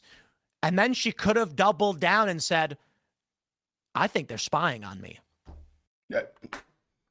Shout out to Tim Pool. I know a lot of people don't like Tim, but that's it right there. Why did she not do that? That would have been better than what she did. But the thing is, I don't think she actually knew it. I don't think she knew it when she read it. And my name is Jason. I'm going to stand here. I'm going to stand 10 toes down. I don't believe Candace Owens actually vets this information that she says. I think she gets it. Somebody gives her some juicy bits, like, Betsy B has given me something. Ooh, Betsy said something I really like. Oh man, how dare I challenge it? How dare? Matter of fact, let me tell you a story. Let me tell you a story. The whole reason I knew about the law firm in the first place, in the very first place, was somebody posted a comment on my video before my live stream. And I didn't like the comment. And I said, hold on. They said something to the effect of Candace Owens just read out her lawyer's address in that yesterday. And I thought they were lying. I thought they were making it up. I thought it was all wrong. And I did not want it to be on my live chat so people would think that I'm supporting something that I couldn't verify. So I deleted the comment because I thought they were lying. I thought it was just somebody trolling me, right? So then I just did a little quick search, and I did a real quick search, and I said, I like what you said. You can tell when she realized it. I do think if you go back and watch that full video, you can kind of tell when she realizes something isn't right. But so what I did was initially I did a quick search and I said something to the degree of, and I have the actual chat GPT saved, but I said something to the magnitude of, is Candace Owens being sued by these lawyers or something like that? And it said no. And I said, see, good. I knew it. That person was lying to me. They was trying to make me look crazy. Something said, why don't you ask the question a different way? And I said, is Candace Owens in any way related to this 920 North King Street? And they came back and said, yes, this is the law firm that's representing her in the McCrone case. So I went and grabbed the McCrone case, looked it up, and lo and behold, there was the address. So I did my due diligence and again, it might have been 10 minutes worth of chat GPT in, 10 minutes of searching. Candace said she had that email for weeks, and she got a team. I ain't got no team. I got me and my Adidas, right? And we make a mean team, but that's all I got. She didn't she didn't do that work. I don't think Candace does the work. She saw it and she said, oh, this is a slam dunk. Oh, this is something good. And she ran with it. And she ended up stumbling and falling because she didn't do the due diligence or even checking to see if there anything related to me in this case. And lo and behold, 920 North King Street was related to her because that's her address of the attorneys that are representing her in this case. And it's right there in the McCrone case. If you look at the McCrone case, jump down to the bottom, it's right there. I didn't make it up. Tim Pool isn't making it up when he shows it on screen. It's right there. So that's why I don't believe she vets this stuff. I don't believe that she spends any due diligence or any time sorting through this to really help it make sense or make sure that it's verified. She just says it. And we've said this before. Candace Owens says stuff very, very confidently. She says things extremely confidently, and that's her superpower. When she says something, it sounds super verifiable. Wow, you're right. She got me thinking, oh, you're right. You're right. Hey, there you go. But she's not done any due diligence whatsoever. So let's finish this up. Shout out to Tim Pool. You see? There you go. So when everyone's like, haha, she's so dumb, it's like, dude, I think she missed this one because she could have just said, why are feds operating out of a building where my lawyers are? The truth is, it's a large office building with a bunch of different companies. There are many buildings that have feds and have private companies because the feds rent property too. Mm-hmm. That being said, I believe the intention of the email she received was to trick her. And it shows she didn't actually, she's willing to publish whatever. But honestly, if you were to ask me, is someone trying to kill her? I'd say, yeah, probably. But like, someone's trying to kill me too. A bunch of people. We know some of the, I'm going to say this, guys. We know many of the people's names that want to kill me. For real. And we file this with the police and our security. It's messed up. I think Candace knows that too. So when everyone laughs at her, they're like, she's crazy. People are trying to kill her. I'm like, dude, she's got a bigger show. She's got a security team. I guarantee you, a security team's like, here's the people that are. Okay, fine. Let's go with that then. You have a security team. You trust this security team with your life. They need to know and they need to be able to say, yes, we have verified. And maybe have your security team, the head of security, come on and say, yes, we have verified that this information is a credible threat. These people, we know their names. If names have been escalated to authorities, so on and so forth, security measures are in place. The only person we know the only person that we know who knows Candace is being attacked is Candace. We have no other, we cannot verify this any other way. I do believe Tim Pool has people attacking him or wanting to hurt him. And he said he has a security team and they know what's going on. And then that's it. All right, let's get this done. Let's finish this up. Shout out to Tim Pool. Are trying to kill you. Or like saying they're going to, and we've informed the police, and they're doing what they can, right? But now I'm going to let you in on a secret. What's the secret, Tim? You know what I think? What? I think they got her. I think Candace just walked right into a trap. Candace has been involved the whole time. That's right. She's talking about these planes, these airports, these feds, and then someone tricked her, pointing out the feds are using that office as base of operations, which just so happens to be Candace's own legal office. Surprise, surprise. You slipped up, Candace. We got you. You were involved the whole... I'm kidding, by the way. The point is this. You can take it any direction you want. This is why I hate conspiracy theories. Ugh, I wish I had no scruples, because I'd make a video saying Candace accidentally proves she's in on the conspiracy as well. The point is this. Someone probably took the address in the lawsuit, looked into it, saw that the feds used it, and then tricked her, and she read it out. It's probably not legit. There's probably really government there. It's just a big law office. The government uses it. Private lawyers use it. And she read that. But if you really wanted to play the conspiracy game, I could have made a video going, guys, major bombshell. Candace may be actually in on the conspiracy. Check this out. Someone found the feds are operating out of an address. It's Candace's own address. Why is she working out of a building the same as the feds? She was in on it the whole time. She's part of the cover-up. To tell people that the real assassination happened over there when, in fact, it was actually the U.S. government. You see what I mean? I don't believe any of that. I think someone just hoaxed her. Yeah. And she read it because she does these things. But this is why I don't like playing these stupid conspiracy things. So let me just wrap this all up. Candace has been right about a lot of stuff.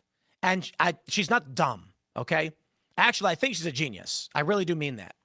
Now, you might think she's acting, whatever you want to think. I'll say this.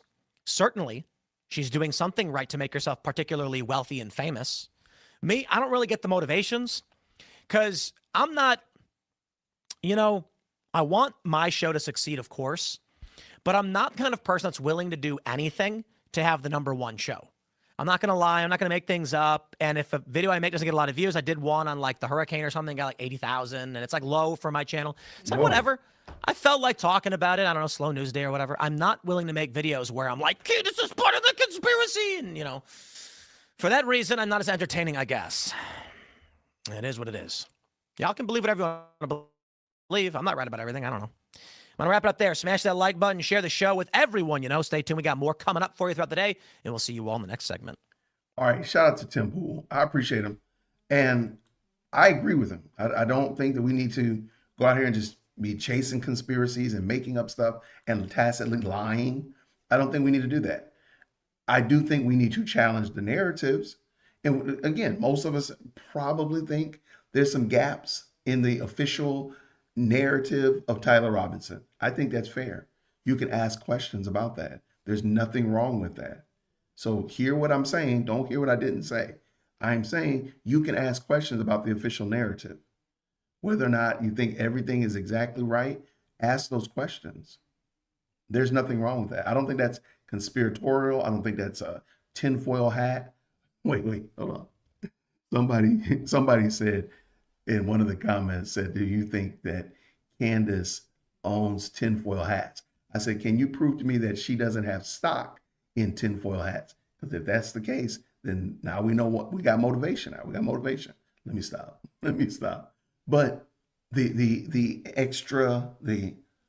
going off the rails and saying, hey, well, because I have these questions, now I got to go with Egyptian planes and communist bees and levers and chasing after rental car companies and stuff of that nature. That's doing the most. But if you just said, hey, I question the official narrative, I don't think that's bad. I think we should question things Because if we don't question things, we don't fully get a full understanding. And there might be some more questions that need to be asked or answers that need to be sought in that regard. If we just say, hey, I'm just going to take what you give me, but I didn't ask some more questions, maybe there might be more information that they need to extract, more information that they need to go after and seek. It's really that easy. I don't think there's anything wrong with asking more questions. So people are like, oh, you believe the official narrative. Yeah.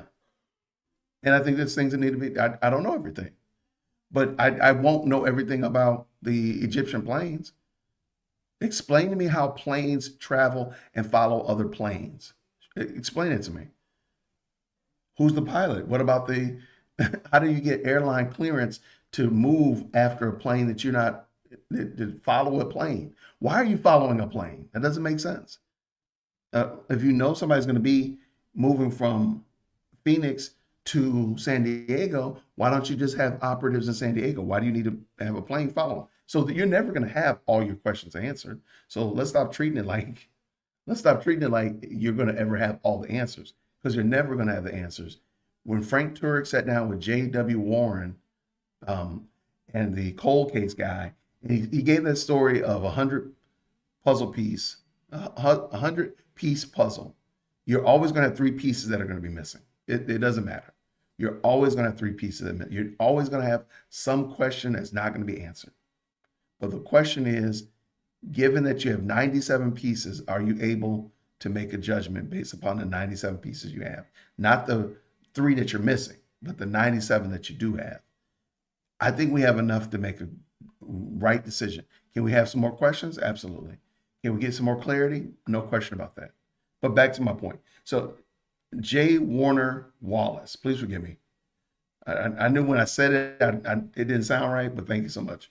So to me, that's different than saying, again, there's a cabal of French, Israeli, Egyptian, US, German, super spies going around killing people. I'm sorry.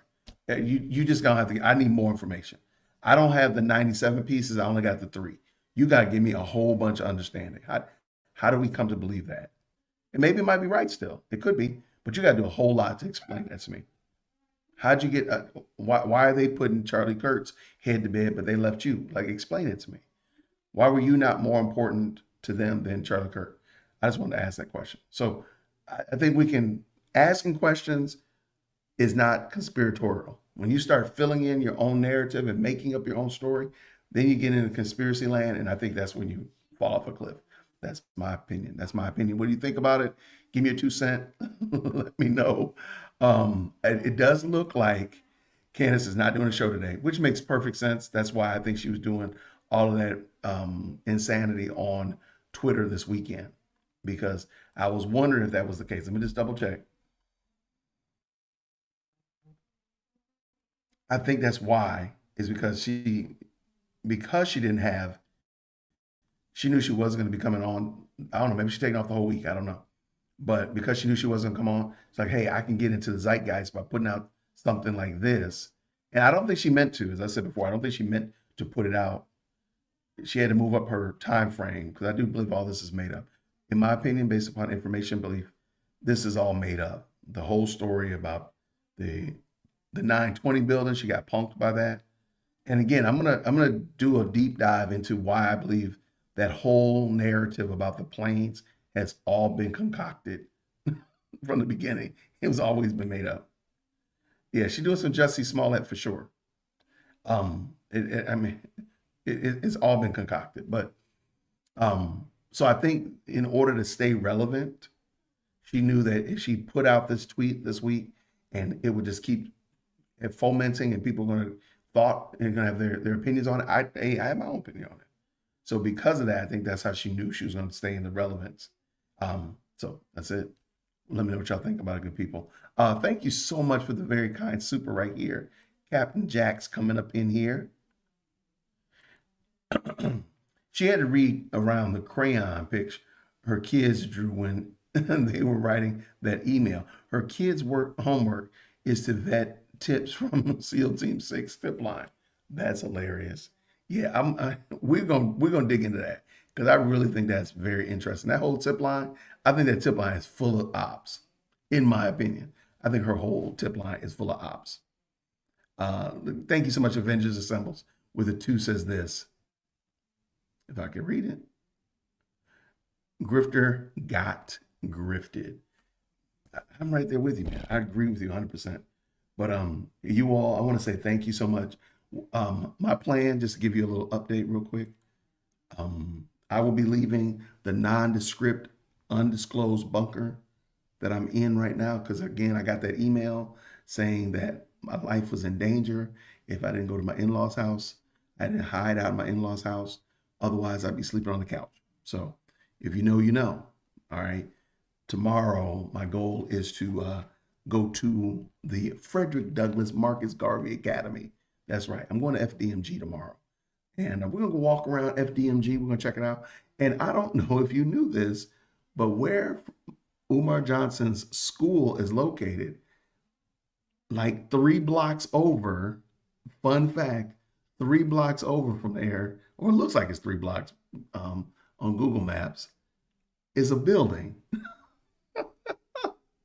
Is a building that I think you all know the name of, or at least the number, the address of it. I didn't realize that, but put in the chat that there's a building not too far. So I'm gonna get 2 birds with 1 stone tomorrow. They're supposed to go to my in-laws and daughters and my wife are all going to the movies. And so I'm gonna get a chance to, I'm gonna swing on over there and check out the FDMG Academy. It is not a maroon building. You guys are crazy. I'm gonna wear my maroon shirt tomorrow. How about that? I will wear my maroon hoodie because it was cold. There you go. 920 buildings around the corner. Maybe I'll go have lunch over there. What's that restaurant? There's a restaurant in there. Maybe I'll go have lunch over there tomorrow. That would be crazy. So I'm going to stream from there. And I promise the audio will be better. I know I can do better with that. So I don't think if Candace does do a live tomorrow, we'll jump back in it, of course. See, this is what I'm saying. Okay, I don't want to keep stopping, but y'all, thank you so much. Wonderful question. I apologize. This is super small. All right. Dana says this, how does this not give the Macrons another count for the defamation? She keeps doing this. Don't be surprised. Let me tell you this. Do not be surprised if there's a new amended complaint. Don't be surprised. Do not be shocked. Do not be in awe. Like, I can't believe they did that. No, there's going to be a new amended complaint. I'm sure of it. Because this right here is egregious. Like, you're saying that these people, a French president is trying to kill you. That's a whole nother game. That's more than just saying that they stole my lunch money in 3rd grade. That's more than just saying they're big meanie pants. You are saying that these people have put together an intricate plan, and you named their names. The names must be named. You put out an intricate plan to delete you. Ma'am, you're going to have to show that proof. And that's what I'm thinking. Like, that's why I also don't think that she's here today. I think she's meeting with her attorneys because they're like, look, what are you doing? What in the world are you doing? Because how do you get out of this now? You've just said that these people, let's just say they were going to bargain with her and they were going to settle out of court. Now look what you done did. Like, for real? Like, for real? You don't. I think her attorney said, girl, you're going to have to come on over here to the office today. Noah, you come on too. We got to talk about this. What in the heck? Because you do realize that she's going to have to show the proof that she had. You know how she likes to say, give me all that discovery. They're going to need to see that. They're going to need to see, like, what is your evidence that you said this? Because that's going to only add to the fuel. If she can't just say, well, I don't have any evidence. Ma'am, you started an international deal with no evidence. She's going to have to show evidence. And if she doesn't have it, that's going to be a problem. That's going to be a full-scale, 4K, homegrown, grass-fed problem. There's no other way around that. I mean, am I crazy? So, yeah, she's going to have to give all of that. They're going to have to see the unredacted email of this person. They're going to need to be able to verify that person. I don't think she's going to be able to do that, though. I don't think she's going to be able to do that because they're going to say that this is defamation. I don't think they can do that. Now, maybe I'm wrong. I don't think she can just say, well, I'm protecting my sources. Because then, like, just think about it. I could say, hold on, I could say that, oh my gosh, yeah, I am terrible. Okay. Based in evidence, yeah, based evidence base stole my bike. And my neighbor told me that base evidence stole my bike. But I'm protecting my, and let's say it's a very expensive bicycle. And it's a big international hugabaloo that Jay Witt is accusing based evidence base of stealing his bicycle. And everybody's involved in it. It's all over the news. Podcasters are talking about it. It's an international whoop-de-doo. And base is going to be like, well, man, you ain't got no proof that I stole your bike. Yeah, my neighbor told me. Well, then we need to talk to your neighbor. I'm protecting my sources. It won't work. And I think saying that the French president was trying to delete Candace Owens is exponentially more important than based evidence stealing my bike. Okay, I'm gonna put, as much as I might like my bicycle, that's her life is way more important than my bicycle, right? That's just it. And this is another great point. They still go to jail. They still go to jail. And they still go to jail for that. Well, I don't know.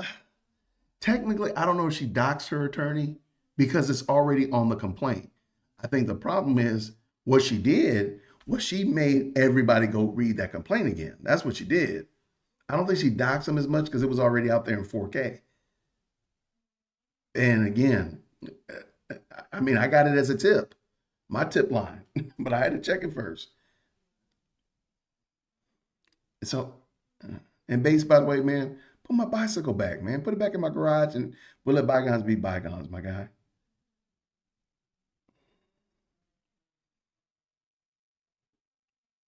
Yeah. She's got to prove those claims. So if she says that, they're going to have to see that. And I think she done really stuck her foot in her mouth. I think she stuck her foot in her mouth again. The internet is undefeated. The interweb is undefeated.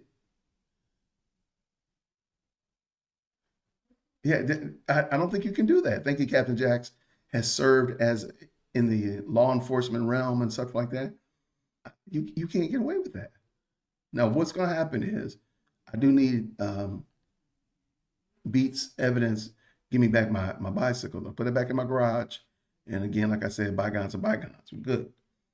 So I don't know why she did this. I really don't. Because I think it's going to backfire horribly. Because yes, this is something that's going to come up on that case. So don't be surprised if there's a new amended complaint.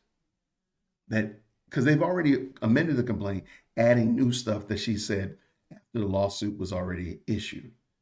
So I have a copy of the amended, but I didn't have a copy of the pre-amended. They had like 18 pages. So it was like 232 pages. Now it's 250. So don't be surprised.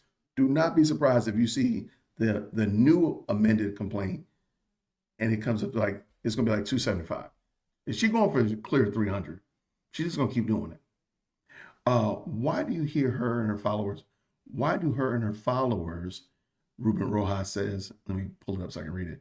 Her and her followers rely on retweets instead of authorities. That's a great question. I think people should contact Nashville PD for the welfare check. Afterwards, FOIA for the interactions with the body from the body cam. That's a good question. Oh my gosh, y'all. Oh, let me tell you something about body cams. By the way, thank you for bringing that up. I don't know. Like she's assumed and she's sullied the people's appreciation for the law enforcement. She's saying that law enforcement isn't good and blah, blah, blah. So I do think that's probably why she said retweet it. But even in that, it is like the Twitter is not the law enforcement.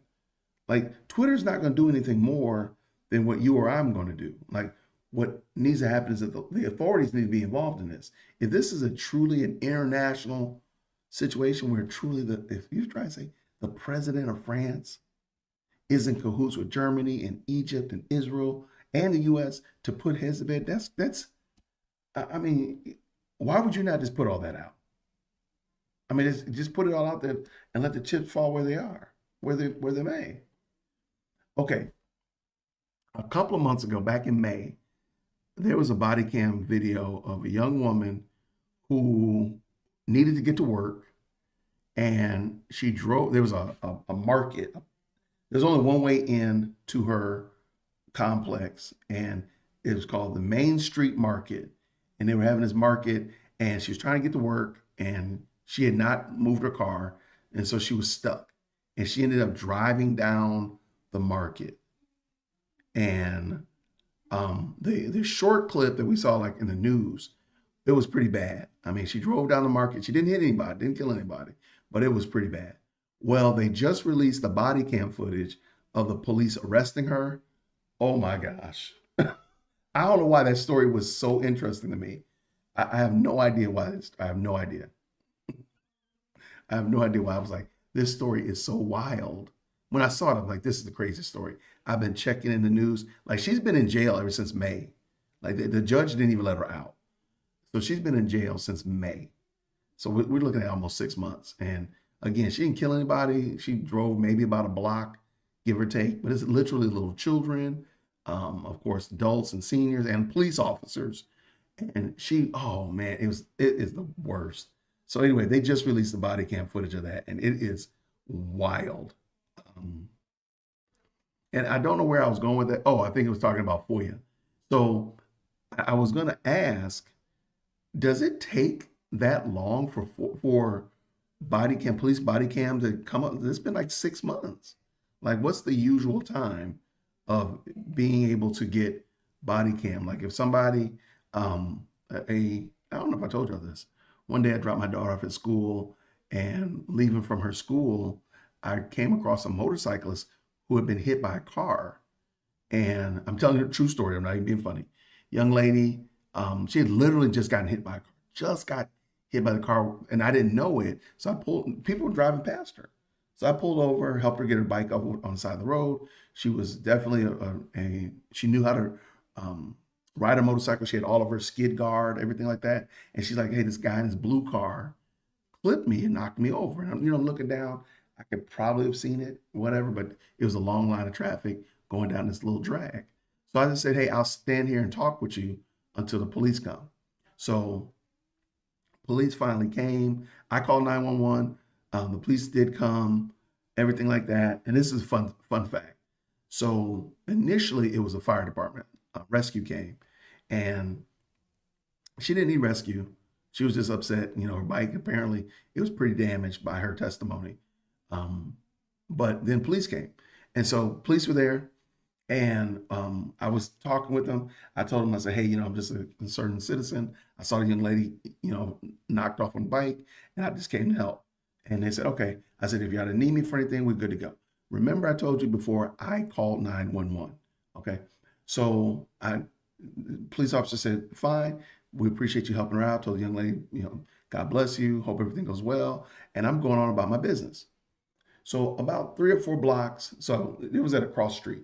So I went a different way home so I can get out of the traffic, leaving from the high school, going into the city. So I'm going a different way, and my phone rings. And it's a number I'd never seen before. But I said, let me just check real quick, and I answered the phone. And it was a woman. She was very assertive. She said, this is Officer so-and-so, and you just hit this young lady. You need to get yourself back here right now. I said, ma'am, what are you referring to? You just hit this young lady on this motorcycle, XYZ ABC. And I said, ma'am, I'm the guy that was just standing there next to you, talking to you. And I gave her my name, and she's like, oh, we thought you were the guy that hit her that was calling 911, but you were actually the guy that was helping her that was calling 911. I said, facts. That was me. I was the guy. I said, if you need me to come back, I'll come talk to you. But I literally was just right there standing next to you. I told her what her name was. I told her the guy that was standing next to her, and with the young lady that on the motorcycle. She said, oh yeah, you were the guy that was standing there. And I always wondered, can I get that footage? It was about a month and a half, 2 months ago. And I always wondered, like, can I FOIA Marietta Police so I can see that footage of that happening? And I don't know what to do. I don't know how to do it or anything like that. But I was just wondering, like, what does FOIA usually take that long and whatnot? So I'm really 100%. I have no idea why I was telling y'all those two stories. So if you know how to look up FOIA, like I know what day it was. I know what time of the day it was for sure, but I don't remember exactly what day it was specifically. So that's just interesting. So I always wonder, like, does it take months to get that from the police to be able to Freedom of Information Act it, or does it usually come pretty quickly? How do you go about getting it? So that was just something. I'm gonna have to look into that. So anyway, 5 to 7 days, really? Wow. Okay, I have no clue. So I don't know why I was telling y'all that story, but I appreciate y'all. Thank you so much for rocking with me. If y'all could do me a very, very serious favor, have a fantastic Thanksgiving. If you're going to go with family or family's coming to see you, if you're traveling far, you're just going to stay in town with friends, you have a Friendsgiving, whatever, please just have a great time. Enjoy your family. Like I said, I'm still going to do my live stream tomorrow, but spend time with your people. These people care about you. I think I just heard some of my family come in. I think I heard the dogs barking earlier. Y'all know how I feel about dogs, so pray for your boy. But yeah, take care of your family, man. Go love on them. Be thankful for them. I'm happy to have both of mine with me. Getting to see President Firstborn is a lot of fun. Seeing her and her sister act like toddlers again is crazy. They're just crazy. So enjoy your family. If you're grilling, you're cooking, you're frying, be safe out there. Be safe. But if you're grilling, you're cooking, you're frying, sauteing, marinating, whatever. Matter of fact, tomorrow we might need to talk about when do you start your turkey? Because mine is already thawing out in the refrigerator right now. I'm supposed to be injecting it. Last time we did it, it came out great. So we're going to be back to Jason's on injection duty. You gonna need one? So I'm gonna need one video for Candace. Look, I got a feeling. This is my theory. I don't think she's gonna do a video this week. I don't think so. I think she's taking time off to get her mind together, figure out her life. But I think she messed up. That's just my 2 cents. I think she messed up with that reading of that email, not vetting it, putting that information out there, and now this whole exacerbating it. She lit a match and then she threw 40 gallons of gas on it with this whole the Macrons are trying to have me delete it, not to sue me, but they're trying to delete me. That's crazy work. I think she's gonna lay low until next week, but that's just my thought. I'll be back tomorrow either way. I will be doing that live stream as soon as I know what time we're going. I think it's gonna be at noon. I think they're going to the movies. Then I'm going to Delaware, check out FDMG, go over to the 920 building, maybe have some lunch, holler at some people, see if I see some agents, see if I see any Egyptian pilots or German spies or French assassins. Got my John Wick coins I'll pass around at the high table, asking people to do some jobs for me, all that kind of stuff like that. Shout out to John Wick. It's going to be craziness, y'all. Thank you so much, everybody. Please make sure you like the video. Thank you so much for the very kind super chats. I really appreciate it. It does help out a lot. Thank you so much to the moderators. Thank you to everybody who tapped into the best live chat on the internet. If you can do me a favor, if I earned it, go ahead and hit the like button. I really appreciate it. And go ahead and subscribe as well. And I'll catch y'all real soon, everybody. Grace and peace. Take care. Thank you so much for tuning in to another episode of the Jay Witt Podcast. If you enjoyed today's show, please do me a favor and hit me up with that 3-piece special. Like the video, subscribe, and of course, share it with somebody who would also enjoy this type of content. And make sure you leave a comment because I do pin the best comments to the top. So thank you so much for tuning in today. And until next time, everybody, grace and peace.